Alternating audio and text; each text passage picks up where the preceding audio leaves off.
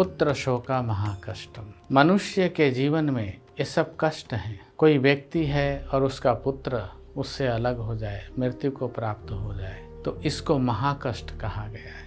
और यह महाकष्ट मनुष्य को वृद्धा बना देता है। आप सोच रहे होंगे कि महाराज जी ये सब बातें बता रहे हैं, मैं आपको इसमें अच्छी बातें बताऊंगा। पहले तो ये जानना चाहिए कि परमात्मा, ईश्वर या जिसको भी आप मानते हैं, आपके जीवन में ऐसी घटनाएं क्यों होती हैं, कैसे होती हैं।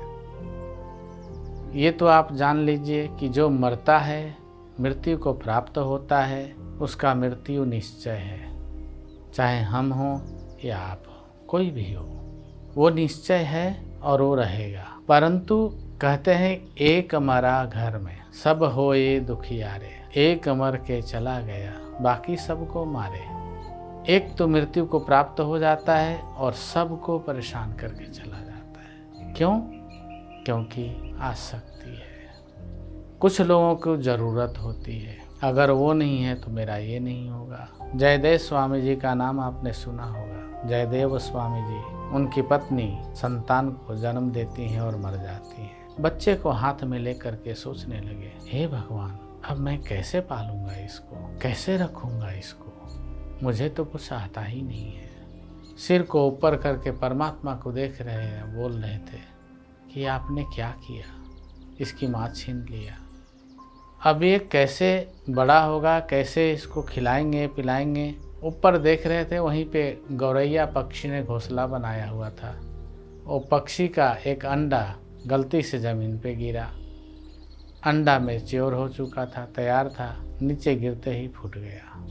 फूटते ही उसमें से एक बच्चा निकला और बच्चा मुंह खोल करके चें चें चें आवाज़ करने लगा। एक मक्खी मच्छर ऐसे करके आकर के उसको भिन भिन भिन भिन देखने लगे। मुंह खुला था, एक आके बैठा, वो मुंह बंद किया और निगल लिया। जयदेव स्वामी जी को बड़ा आश्चर्य हुआ, अरे ये कैसे संभव, एक जन्मजात बच्चे को उसका आहार परमात्मा दे रहा है।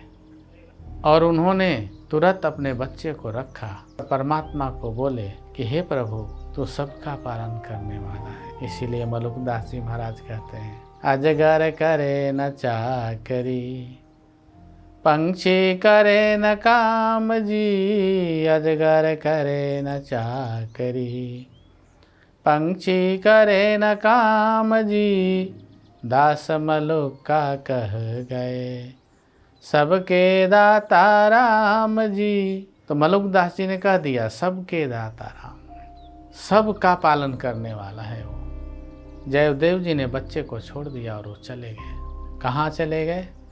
श्री कृष्ण के चरण में, भगवान के चरण में निकल लिए। किसी ने उस बच्चे को संभाल लिया। मृत्यु अगर संतान का हो जाए या किसी नज़दीक संबंधी का हो जाए तो दुख होता है, परंतु ये मृत्यु सचेत भी करता है, आगाह कर देता है, चैतन्य कर देता है कि ये सत्य है, संभल जाओ। और संभलने के लिए आपको पूरा समय भी मिलता है, परंतु आप कितने संभलते हैं, कितने समझदार हैं, आपसे बढ़िया कोई नहीं जानता इसको। प्रत्येक घटना जीवन का शिक्षा है और प्रत्येक शिक्षा को मनुष्य थोड़ा थोड़ा भी समझने लगे तो समझ जाइए वो विचारवान पुरुष है। और विचारवान पुरुष ही जन्म मृत्यु के चक्कर से निकल सकता है। अन्यथा किसी पे गुरु कृपा हो जाए, भगवत कृपा हो जाए तो बात ही अलग है। नहीं तो विचार करना बहुत ज़रूरी है। जब किसी का मृत्यु होता है तो वैराग्य जरूर होता है। क्या लेके आया था ये, क्या लेके गया ये, खाली हाथ आया था ये, खाली हाथ गया, इसका जो भी था यहीं रह गया। वैराग्य होता है लेकिन वो क्षणिक होता है, फिर वो बाद में सब खत्म हो जाता है। बुद्धिमान विचारवान व्यक्ति इसको हमेशा साथ रखता है। देवराहा बाबा सरकार ने हमें आदेश दिया, बच्चा मृत्यु को कभी भूलना मत, नित्य स्मरण में मृत्यु महाराज जी को भी रखना, क्योंकि ये सत्य है और ये तुम्हें मिलेंगे। उन्हें याद करते रहोगे तो बड़े प्रेम से मिलना हो जाएगा, जान पहचान है पहले से। अगर याद नहीं करोगे तो अचानक मिलना होगा।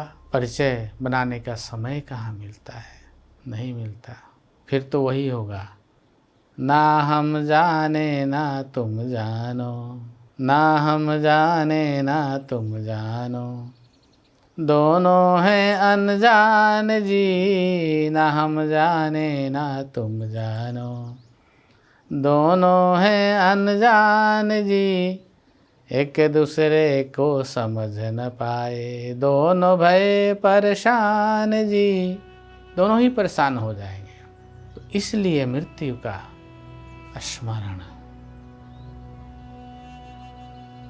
नित्य ध्यान करिए।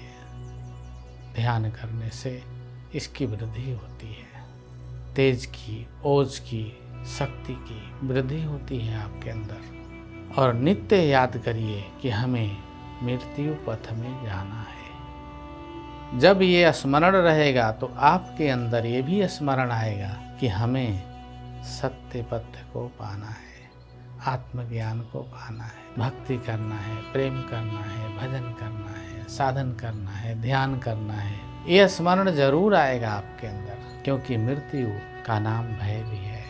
भय भी न होई न प्रीत। स्मरण करेंगे तो भय रहेगा, भय रहेगा तो प्रीत बढ़ेगा, ध्यान बढ़ेगा, योग बढ़ेगा, कर्म बढ़ेगा आपका। तो मृत्यु का स्मरण अच्छा है। अगर करीबी कोई भी मर जाता है तो पुत्र शोकम महाकष्टम कहा है गांधारी देवी ने। जरा कष्टम मरा कष्टम पुत्र शोक महाकष्टम। ये महाकष्ट है, परंतु इस महाकष्ट में बुद्धिमान व्यक्ति महामार्ग भी ढूंढ लेता है। जो अज्ञानी हैं उनके लिए यह महाकष्ट है, जो थोड़े बहुत बुद्धिमान हैं उनके लिए कष्ट है, परंतु मार्ग दर्शक भी है। इस प्रकार से करीबी लोगों के मरने पर आप ज्ञान को प्राप्त करके, चिंतन करके ईश्वर के तरफ बढ़ सकते हैं और बढ़ने की चेष्टा करिए। हम आपके साथ हैं। बाबा का आशीर्वाद, कृपा, आशीर्वाद। राधे राधे।